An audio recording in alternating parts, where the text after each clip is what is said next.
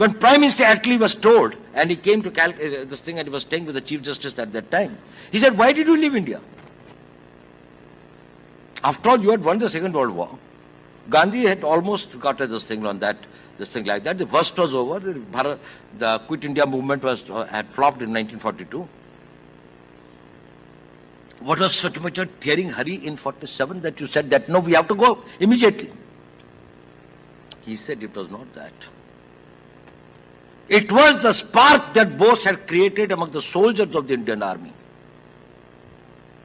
And we had seen 1857,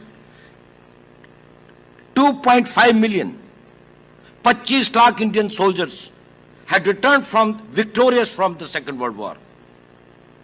And when the incidents like this started taking place, there was this thing, revolt in the Karachi Navaldak base, there was this thing in Jabalpur, there was this thing in Asansol, and so many places, and people joined the INA.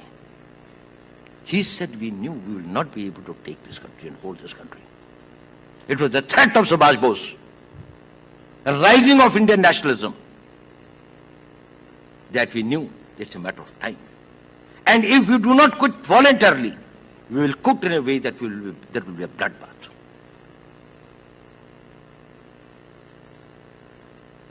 So they believe in themselves.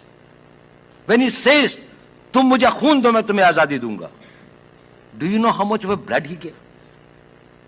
It is the sole example in the annals of warfare where 2/3 attrition took place in the Indian National Army.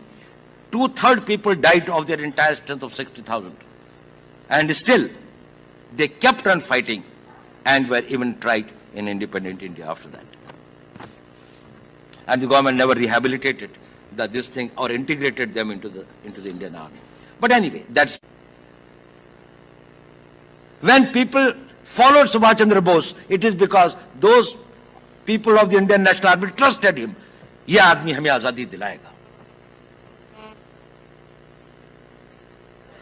Because